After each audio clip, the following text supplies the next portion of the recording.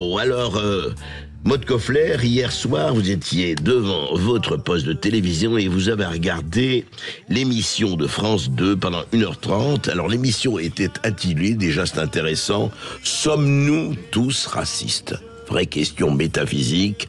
Alors, dites-moi, moi je ne l'ai pas vu, j'ai vu des extraits. Alors, c'était quoi cette émission? Alors déjà, est-ce que vous êtes déjà vous-même posé la question, André Berkoff, êtes-vous raciste? Écoutez, moi j'ai l'impression que j'ai jamais été raciste, mais peut-être que d'autres le pensent, mais moi en tout cas, vraiment. France 2 s'est posé la question pour vous, et spoiler, vous l'êtes en fait, André. Pendant 1h30, l'émission intitulée « Sommes-nous tous racistes ?» visait à comprendre les mécanismes inconscients à l'origine de stéréotypes et de préjugés conduisant à des comportements discriminants. Ah déjà, j'adore le jargon, c'est très très c'est bien. long, hein. C'est le communiqué de la chaîne. Alors pour répondre à cette question, sommes-nous tous racistes, 50 volontaires ont participé à différentes expériences sans connaître le but réel de l'émission. Je vous en cite juste deux, parce qu'il y en a eu de nombreux. Dans l'un d'entre eux, les participants vont simplement devoir entrer dans une salle d'attente qui possède 4 places assises. Les 2 chaises du milieu sont occupées par un homme blanc et un homme noir, habillés de la même manière. Donc vous l'avez compris, cette mise en scène doit permettre de déterminer de quel côté vont s'asseoir et pourquoi ils ont fait ce choix. Oui. Petit détail, la chaise vide qui se trouve devant la porte, la plus accessible donc, correspond à la place du raciste puisqu'elle est installée à côté de l'homme blanc. Et lorsque les participants entrent, c'est aussi cette chaise qu'on leur montre du doigt pour s'asseoir. Donc l'expérience est déjà un peu bancale.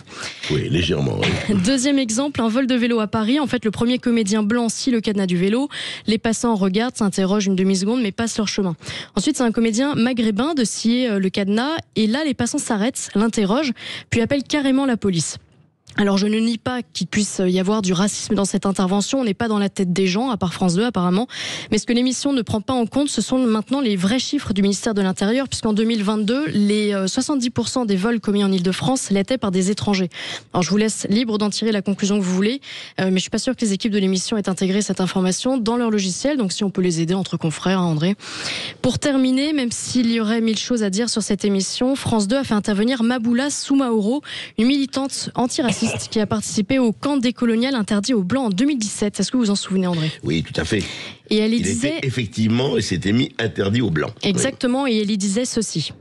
Mais cette incapacité pour lui de comprendre qu'à un moment, cet homme blanc, voilà, ne peut pas incarner mais au sens littéral, ne peut pas incarner, ne peut pas représenter, ne peut pas porter dans son corps et ne peut pas porter dans sa chair, et là je reviens vraiment au corps et à la chair, pas au gène, au corps et à la chair, c'est pas lui l'antiraciste, il ne peut pas être l'antiraciste, et à mes yeux, il ne peut pas avoir raison contre une noire et une arabe, il ne peut pas, c'est pas possible, et ça, il va vraiment falloir que la France s'en rende compte.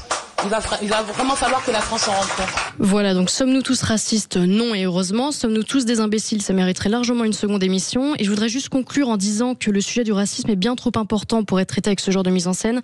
Je lisais ce matin un internaute qui disait « Oui, mais l'émission n'en tire aucune conclusion. » Si, parce qu'il mise tout sur l'inconscient collectif du début à la fin.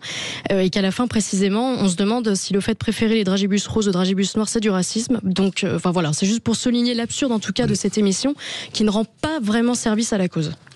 Alors, en tout cas, Maud, c'est vrai qu'il y a un véritable problème de jouer sur des choses qui, on le sait, participent de l'émotion beaucoup plus que de la raison, et dire que la France est raciste systémique, comme disent un certain nombre d'intellectuels ou de faux intellectuels, peu importe. Attendez, il y a des racismes partout, ça suffit. Il y a le racisme anti-noir, le racisme anti-juif, le racisme anti-arabe, le racisme anti-blanc. La dimension raciste doit être combattue partout et pour tout. Il faut arrêter. Mais vous savez, je vais vous dire une chose très simple. Comment on sait, comment on distingue quelqu'un? Moi, si un juif, un noir ou un arabe a fait des saloperies, eh ben, faut qu'il soit juif, arabe ou noir ou chrétien ou français, je dis, mais qu'est-ce que c'est que le racisme? De dire, ah oui, ce type a fait une saloperie. Ah, mais c'est normal, il est juif, il est arabe, il est français, il est chrétien. Ça, c'est le racisme. Quand on généralise, quand on chosifie. Et là, c'est pas possible. Et je ne crois pas que l'émission de France 2, d'après ce que vous dites, a vraiment fait avancer le schmilblick. Sud Radio.